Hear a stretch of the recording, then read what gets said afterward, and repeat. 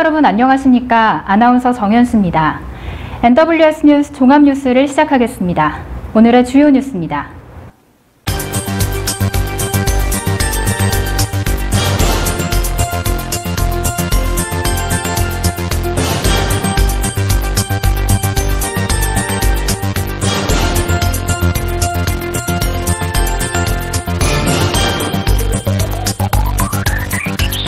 헤어진 연인에게 흉기를 휘둘러 살해한 50대 남성이 범행 직후 극단적 선택을 해 경찰이 수사에 나섰습니다. 3일 경남 거제경찰서에 따르면 이날 오전 4시 26분께 거제시 고현동에서 A씨가 피를 흘리며 쓰러져 있다는 행인의 신고가 접수됐으며 신체 곳곳에 흉기로 여러 차례 찔린 흔적이 있었다고 밝혔습니다. 경찰은 휴대전화를 추적해 오전 9시경 용의자이자 A씨의 연인인 B씨를 찾아냈으나 그는 이미 극단적 선택으로 사망한 상태였습니다. 경찰은 이들의 지인 등을 상대로 정확한 사건 경위를 조사하고 있습니다.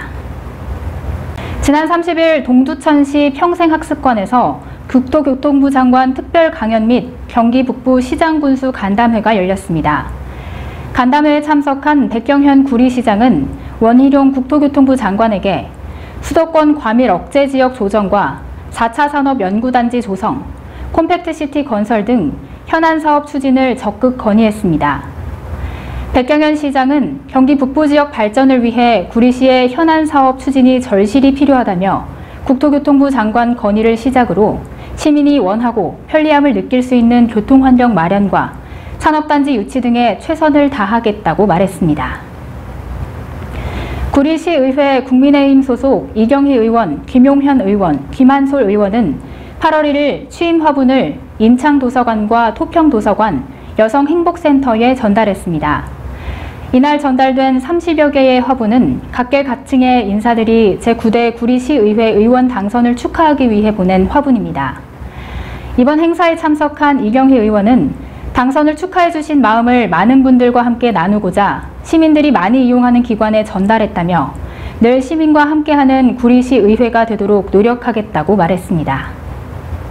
산림청 국립수목원은 8월 2일부터 10월 7일까지 우리의 밤은 낮보다 화려하다라는 주제로 열대 수련 전시회를 개최한다고 밝혔습니다. 이번 전시회는 2008년 설립된 국립수목원 열대식물자원센터 앞 광장에서 개최되며 열대 정수식물뿐 아니라 수련의 여왕이라 불리는 빅토리아 수련 등을 함께 전시함으로써 평소에 볼 수 없었던 열대 수련들을 즐길 수 있도록 마련됐습니다. 열대 수련에 대한 자세한 설명은 열대식물자원센터 앞 광장에서 숲 해설가에게 들을 수 있으며 국립수목원을 입장하는 사람이라면 누구나 무료로 감람할 수 있습니다. 남양주시는 민선 8기 공약 사업 중 하나인 휴먼북 인생책방이 첫 발을 내디뎠다고 3일 밝혔습니다. 주광덕 남양주시장의 소확행 1호 공약에 해당하는 휴먼북 인생책방은 다양한 분야의 경험과 전문성을 가진 휴먼북과 경험과 지식이 필요한 지역의 아동, 청소년, 시민들을 연계하는 소통과 공감의 평생학습 거버넌스입니다. 휴먼북 인생책방은 시민 누구나 멘토와 멘티가 돼 경험과 지식이 넘치는 도시를 만드는 것을 목적으로 남양주시가 추구하는 평생학습 도시 만들기의 첫걸음이 될 전망입니다. 구리소방서는 대형 화재 예방을 위해 구리역 현문현답 현장 점검을 추진했다고 3일 밝혔습니다. 현문현답은 소방서장이 직접 현장에서 화재에 취약한 부분 등 문제점을 사전에 발굴하고 현장에서 화재 취약 부분에 대한 안전조치의 답을 찾는다는 뜻으로 주요 내용으로는 화재 사례 공유, 건물 내 피난 방화시설 정상 상태 확인, 소방 안전관리 업무 지도, 화재 등 재난 발생 시 소방 차량 배치 확인 등입니다. 박철수 서장은 화재 예방을 위해서 관계자분들의 안전관리에 대한 관심과 실천이 필요하고 소방서에서 지원해야 할 부분이 있으면 적극적으로 지원하겠다고 전했습니다. 구리시는 2일 시청 상황실에서 전 간부 공무원이 참석한 가운데 2022년 을지연습 준비 보고회를 가졌습니다. 이날 보고회는 이달 22일부터 25일까지 실시되는 을지연습에 앞서 준비 상황에 대해 점검하고 실무적 이해는 물론 비상 대비 태세를 확립하기 위해 마련됐습니다. 백경현 시장은 북한의 대륙간 탄도미사일 화성 17형 발사 도발로 국제 정세가 심상치 않은 시기에 열리는 실질적인 전시 대비 훈련인 만큼 전 공직자가 투철한 사명감을 갖고 유사시 시민의 소중한 생명과 재산을 보호할 수 있는 비상 대비 세태를 갖추도록 적극적인 자세로 임해달라고 당부했습니다. 차관법인 구리시 자원봉사센터는 8월 3일 롯데시네마 구리 아울렛점에서 자원봉사자 150명을 대상으로 문화감성 증진 프로젝트로 영화 한산 용의 출연 관람 행사를 진행했다고 밝혔습니다.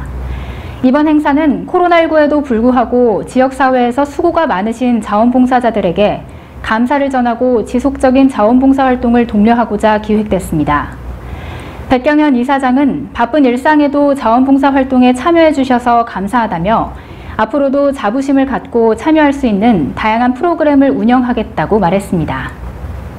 구리농수산물공사는 구리농수산물 도매시장의 청과부류 도매법인인 주식회사 구리청과가 농림축산식품부가 공모한 2022년 도매시장 온라인거래 지원사업의 시범사업자로 최종 선택됐다고 밝혔습니다.